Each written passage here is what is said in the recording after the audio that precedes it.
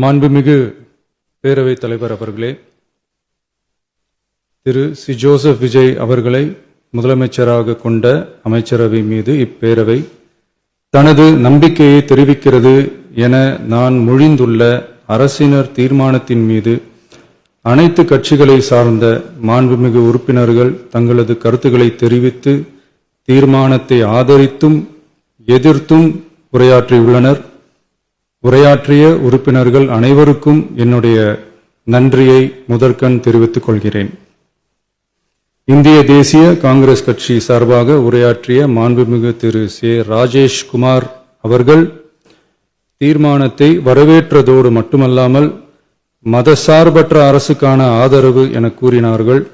நிச்சயமாக இந்த அரசு மதசார்பற்ற அரசாகத்தான் செயல்படும் என்கிற உறுதியை தெரிவித்துக் கொள்கிறேன்.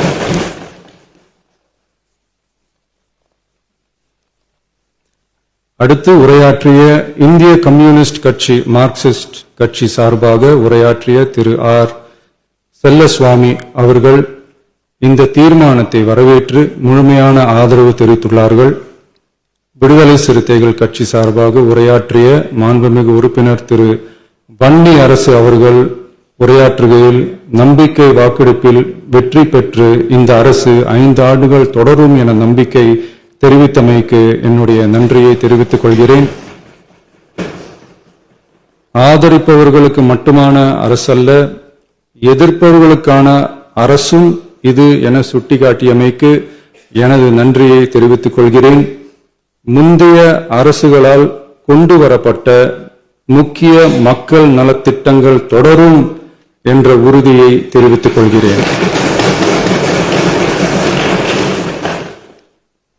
இந்திய யூனியன் முஸ்லிம் லீக் கட்சியின் சார்பாக உரையாற்றிய மாண்புமிகு திரு ஆமு ஷாஜகான் அவர்கள் தீர்மானத்தை வரவேற்று வரலாற்று சாதனை இந்த அரசு படைக்கும் என வாழ்த்தியுள்ளார்கள். மாண்புமிகு உறுப்பினர் திரு எஸ். காமராஜ் அவர்கள் தீர்மானத்தை வரவேற்று உரையாற்றியுள்ளார்கள். இந்திய கம்யூனிஸ்ட் கட்சி சார்பாக உரையாற்றிய மாண்புமிகு திரு ராமச்சந்திரன் அவர்கள் தீர்மானத்தை வரவேற்று பேசியுள்ளார்கள். தேசிய முற்போக்கு திராவிட கழகத்தின் சார்பாக உரையாற்றிய மாண்புமிகு உறுப்பினர் திருமதி பிரேமலதா விஜயகாந்த் அவர்கள் உரையாற்றுகையில் எதிர்கட்சிகளை எதிரி கட்சிகளாக நினைக்காமல் எங்கள் அரசு செயல்படுவது குறித்து குறிப்பிட்டு வாழ்த்து தெரிவித்தமைக்கு என்னுடைய நன்றி. மேலும் ஓரிரண்டு கருத்துக்களை தெரிவித்து தெளிவுபடுத்த வேண்டும் என்று கேட்டுக்கொண்டார்கள். I will rethink about it.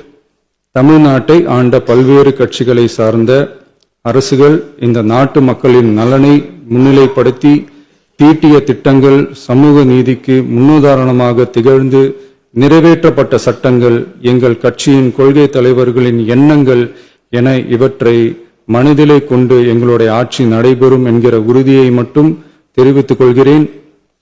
Bharatiya Janata கட்சி சார்பாக பேசிய திரு எம்.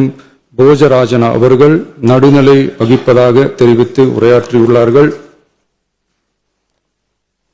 பாட்டாளி மக்கள் கட்சியின் சார்பாக அடுத்து உரையாற்றிய மாண்புமிகு முனைவர் திருமதி சௌமியா அன்புமணி அவர்கள் உரையாற்றுகையில் விவசாயிகள், இளைஞர்கள், மகளிர் நலன், மது ஒழிப்பு குறித்து செயல்படுத்தப்பட வேண்டிய திட்டங்கள் குறித்து குறிப்பிட்ட தீர்மானத்திலிருந்து விலகி நிற்பதாக தெரிவித்துள்ளார்கள். மகளிர் பாதுகாப்பிலிருந்து தவற எந்த அரசு இம்மியளவும் இடம் தராது. அடுத்து உரையாற்றிய மாண்புமிகு திரு மு. தமிழன் அன்சாரி, மாண்புமிகு திரு கே. நித்யானந்தன், மாண்புமிகு முனைவர் எம்.எச். ஜவாஹிருல்லா, மாண்புமிகு திரு எடப்பாடி கே. பழனிசாமி அவர்கள் மற்றும் ஆகியோர் உரையாற்றுகையில் தீர்மானத்தை எதிர்த்து உரையாற்றியுள்ளார்கள். எதிர்க்கட்சி தலைவர் வெளிநடப்பு செய்துவிட்டார்கள். மாண்புமிகு திரு எஸ்.பி. வேலுமணி அவர்கள் தீர்மானத்தை ஆதரித்து உரையாற்றியுள்ளார்கள். குதிரை பேரத்தில் எமது அரசு ஈடுபடுகிறது என்ற கருத்தை தெரிவித்த மாண்புமிகு உறுப்பினர் அவர்களுக்கு நான் ஒன்றை மட்டும் சொல்லிக் கொள்கிறேன். இந்த அரசு குதிரை வேகத்தில் செயல்படுகிற அரசே தவிர குதிரை பேரத்தில் ஈடுபடுகிற அரசு இல்லை என்பதை ஆணித்தரமாக தெரிவித்துக் கொள்கிறேன். நம் தமிழ்நாட்டின் முன்னேற்றத்திற்கு உழைத்த தலைவர்கள் வழிகாட்டிய கொள்கைகளிலிருந்து இம்மி அளவு விலகாமல் நிச்சயமாக இந்த ஆட்சி நடைபெறும். எனவே நான் மொழிந்துள்ள இத்தீர்மானத்தை மாண்புமிகு உறுப்பினர்கள் அனைவரும் ஏகமனதாக நிறைவேற்றித் தர வேண்டும் என்று கேட்டுக்கொண்டு அமர்கிறேன்.